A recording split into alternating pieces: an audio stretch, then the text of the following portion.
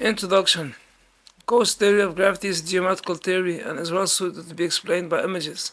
For instance, the way a star affects the space around it, it can easily be displayed by a curved surface. The very heart of the theory, the curved spacetime, is however fundamentally difficult to display using curved surfaces. The reason is that the Lorentz signature gives us a negative squared distance, something that we never have on ordinary curved surfaces.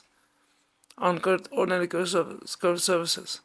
However, we can illustrate much of the spacetime structure using the flat diagrams that include the light cones. Famous examples of this are the Kruskal and Penrose diagrams. See, for example, reference 1. Such pictures are valuable tools for understanding black holes.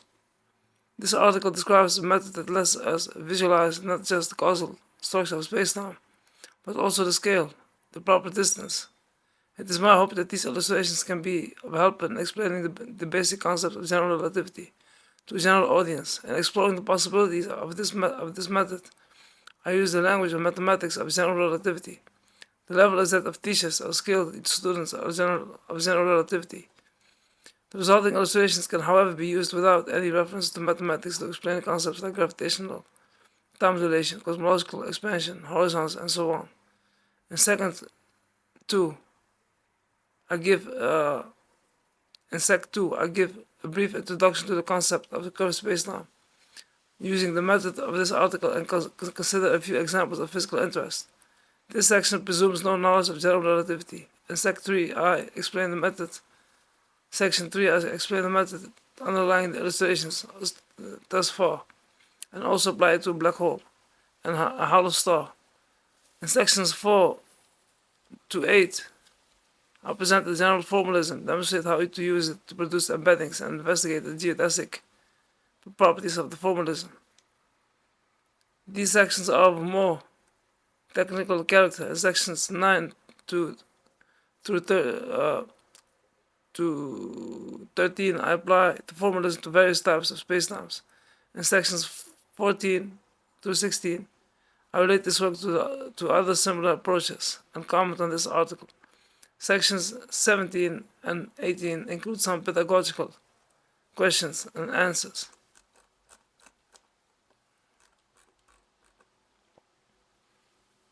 Can then draw a little triangle. What is this? And answers. 2. Introduction to curved spacetime. Consider the clock moving along a straight line. Special relativity tells us that the clock will tick more slowly than the clock at rest as illustrated in Figure 1. Consider two events on a moving clock separated by a time dt and a distance dx as seen relative to the system at rest.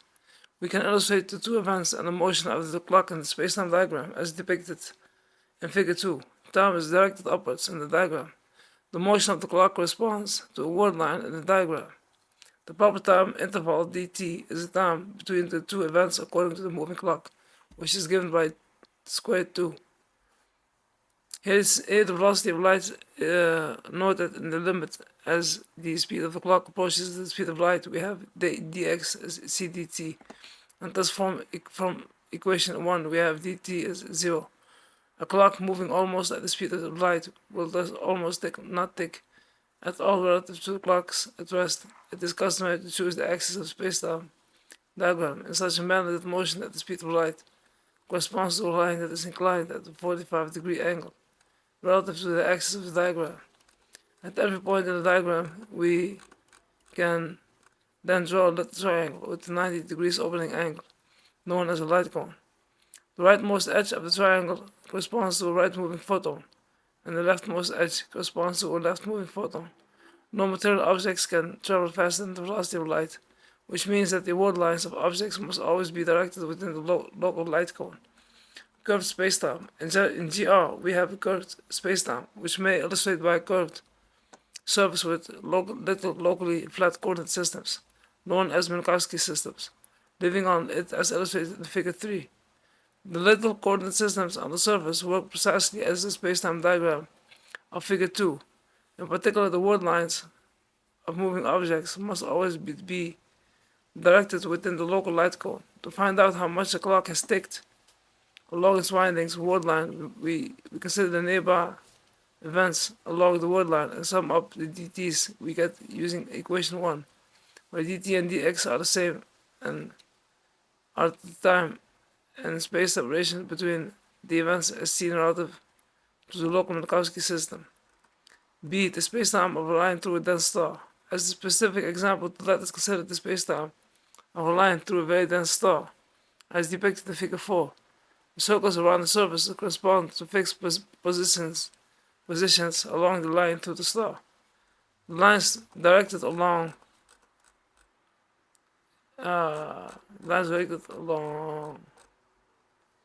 as opposed to around the surface correspond to fixed coordinate time known for this particular case as Schwarzschild time.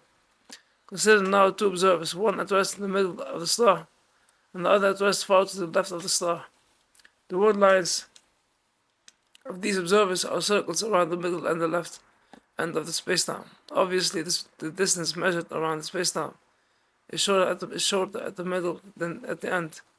This means that the proper time, the experienced time per turn around the spacetime, is shorter in the middle than at the end. From this, we may understand that time inside the star runs slow relative to time outside the star. To be more specific, consider the following scenario. Let an observer far outside the star send two photons separated by a time corresponding to one lap towards the center of the star. The corresponding word lines of the photons will spiral around the surface and arrive at the center of the star, still separated by one lap. The points where the photons arrive at the center would in this illustration be the same, but there are different points. There are different points in spacetime because the surface is layered as in the paper roll.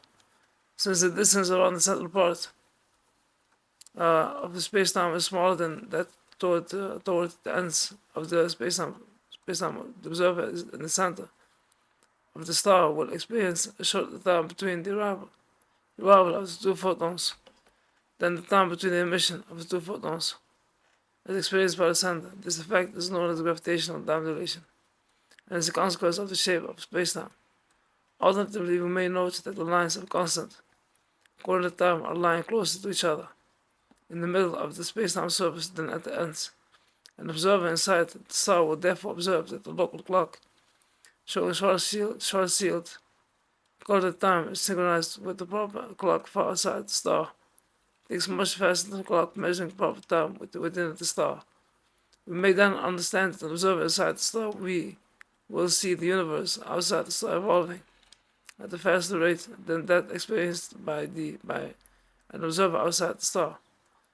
Freely falling motion, accordingly to GR, an object thrown out radially from the surface of the star moving freely, so there is no air resistance, for instance, takes the path through spacetime such that the proper time elapsed along the word line of the object is maximized. Consider then two events. At the surface of the star separated by some finite time only. It is easy to imagine that the particle traveling between the two events will gain a proper time by moving out toward the larger embedding radius, where the circumference is greater. Before moving back to the second event, on the other hand, it cannot move out too fast, since then it will move at the speed too close to the speed of light, whereby the eternal clock hardly ticks at all. See Figure 5. To predict the motion of an object that has been thrown out from the star and returns to the same location after a specific amount of time, we can thus consider different pairs of events, as in Figure 5, and find the word line that maximizes the integrated proper time. This trajectory corresponds to the motion that we are seeking. Thus we can explain not only gravitational time dilation but also the motion of thrown objects using images of the type shown in Figure 4 and 5. Next is the cosmological models. We will continue with this at about around 4 o'clock or 5 o'clock.